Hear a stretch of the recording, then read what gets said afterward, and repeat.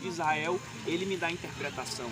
Então o rei contou sobre José, o sonho dele, José interpretou o sonho do rei, e o rei gostou da sua interpretação, e o rei fez de José o governador do Egito. E depois passa o período de fome em Israel, passa o período de fome lá naquele lugar, e apenas no Egito está tendo bonança. Então os irmãos de José são obrigados a ir comprar mantimento no Egito, aonde José estava. E naquele lugar José poderia muito bem se vingar de seus irmãos. José simplesmente faz uma brincadeira.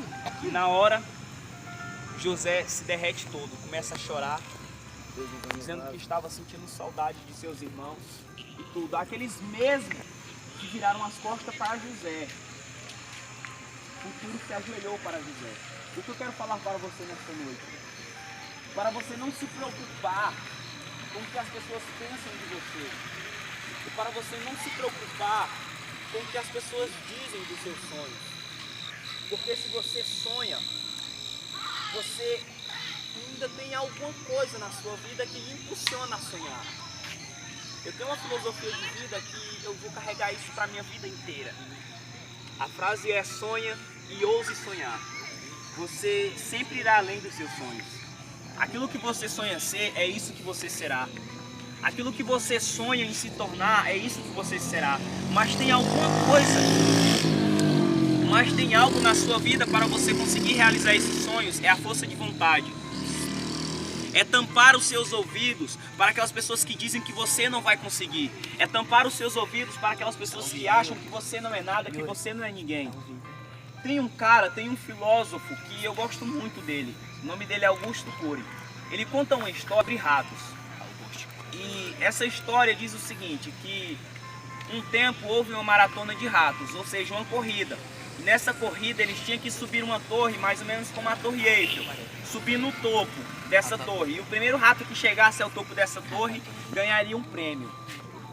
Então tá lá aquela fileira de ratos, mais ou menos uns 100 ratos. Aí tinha jornalistas, tinha entrevistadores, tinha todo tipo de telespectador naquele lugar lá, vendo aquela corrida, aquela maratona.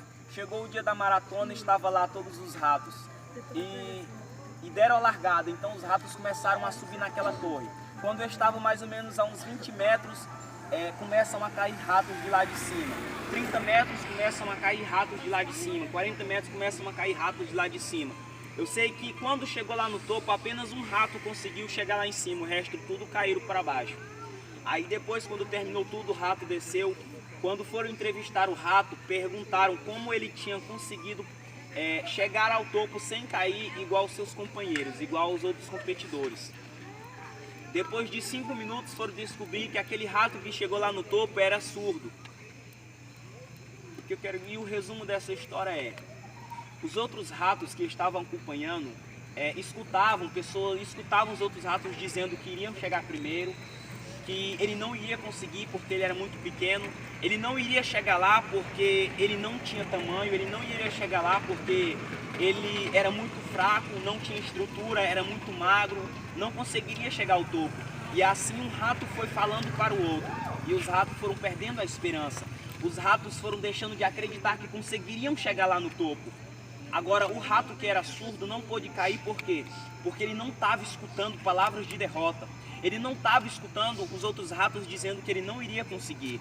É o que eu falo para você hoje. Tampa seus ouvidos àquelas pessoas que dizem que você não vai conseguir. Tampa seus ouvidos àquelas pessoas que só querem ver o seu fracasso, só querem ver a sua derrota, porque na nossa vida é assim. São muitos aqueles que ainda sonham e te ajudam a sonhar, mas são poucos também que irão te ajudar a chegar a algum lugar. Tem pessoas que quando você contar os seus sonhos, eles se alegrarão com você e sonharão junto com você. Mas tem pessoas que quando ouvir os seus sonhos, ficarão com inveja. E por não sonharem mais, irão destruir os seus sonhos. Pessoas que perderam o vislumbre da vida. Pessoas que não têm mais esperança de viver. Pessoas que não têm mais vontade de ser alguém na vida, porque não conseguiu passar no vestibular, porque não conseguiu arrumar um emprego, acham que a sua vida acabou ali naquele momento. Mas só que nós hoje somos diferentes e temos que ser diferentes.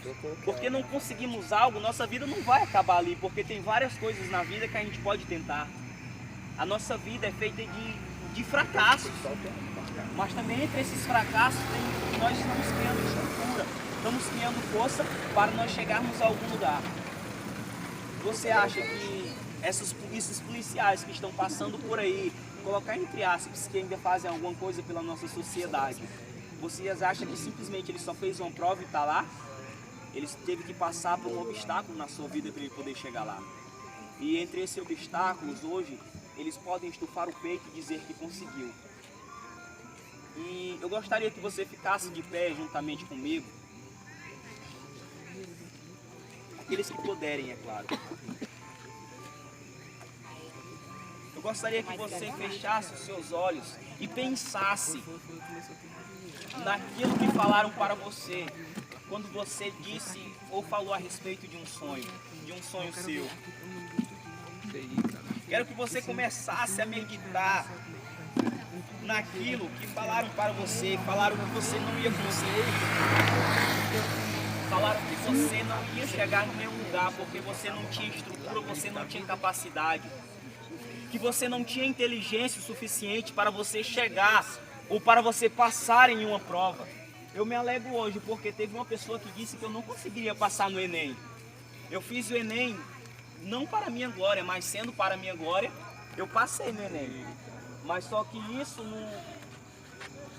não me levou a lugar nenhum, porque eu passei por uma matéria que eu não quis cursar. O Yuri sabe muito bem, o Yuri conhece a minha história, eu falei para ele também viu, foi testemunha secular.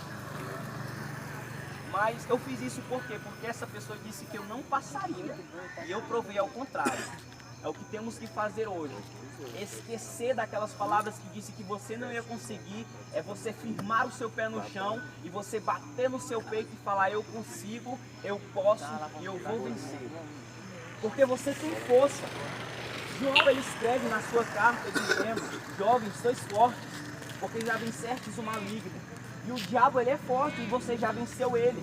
Por que, irmão Edson, você já venceu o diabo?